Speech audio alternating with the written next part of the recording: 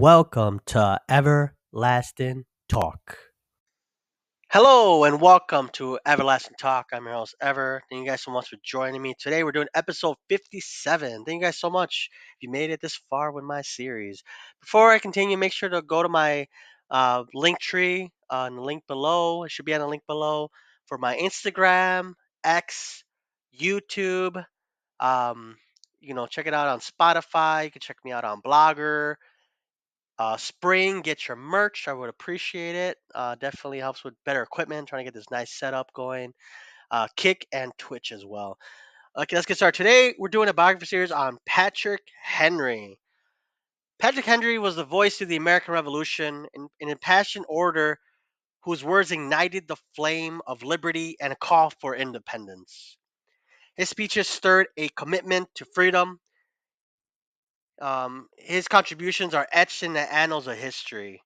Born on May 29th, 1736, in Hanover County, Virginia, he was raised in a modest household, received a limited formal education, but had a gift for oratory and a deep seated conviction in the rights of man.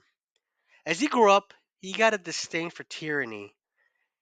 It's once he became a lawyer and became into contact with the injustices of the British colonial rule, did he become more impassioned. His rise came from his impassioned speeches denouncing British oppression and advocating for colonial rights.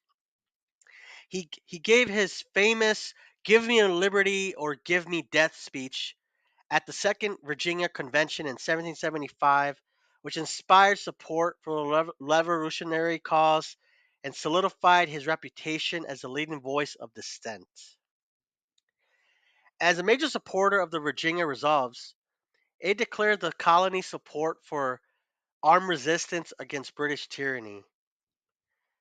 As a member of the Colonial Congress and later Virginia's first governor, also he became the sixth governor as well, so first and sixth. Henry's latest years was marked with challenges and controversies, including political rivalries and personal tragedies. Yeah, he would definitely be a person who he would eventually, there was with the gunpowder incident, 1775. Um, his he was opponent of the Constitution from 1787 to like later in the year. His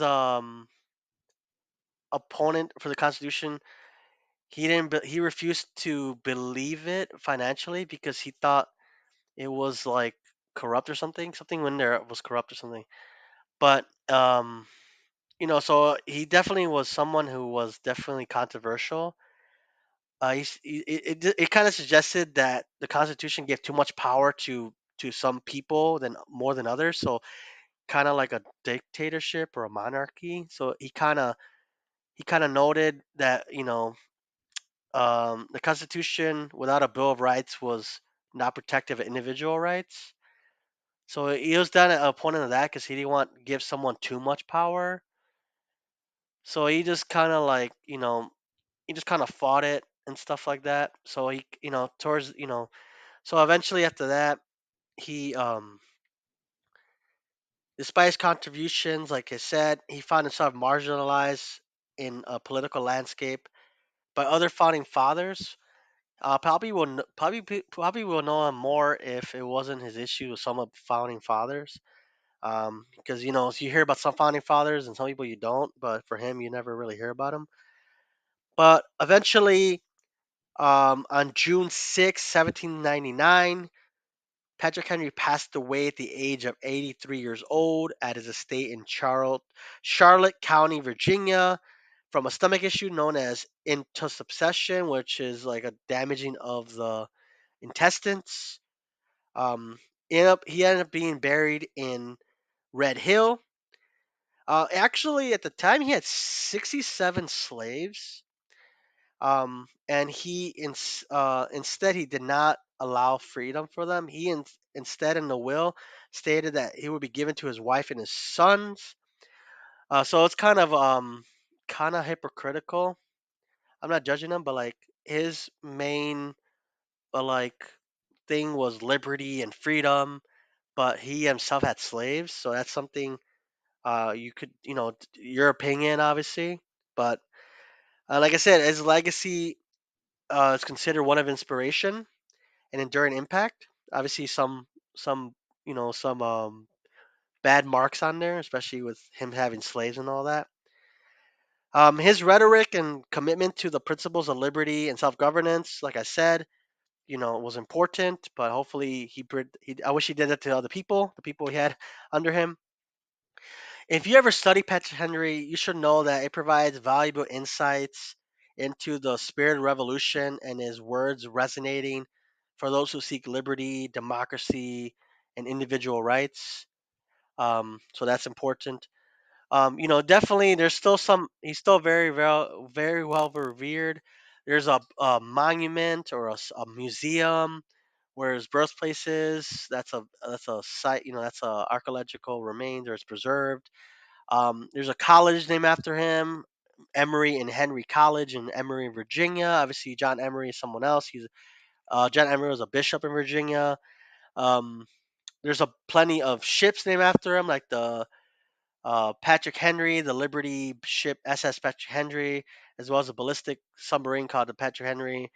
There's two postage stamps in honor of Patrick Henry himself.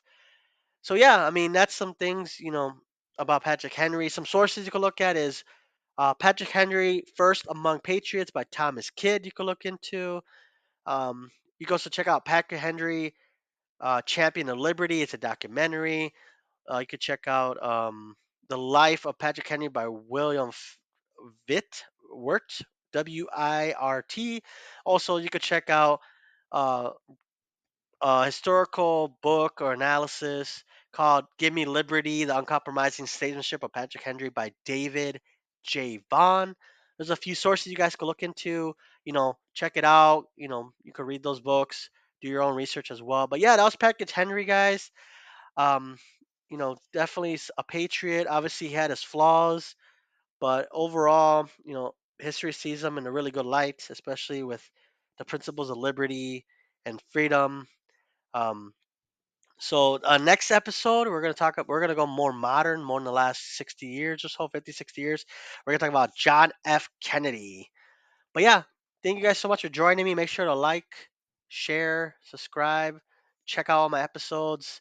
Give me your rating. I would love to get feedback as how to do better. I do want to get better. If I sound weird or something, let me know. I'll definitely try to upgrade my mics and all that. That's to the best I can.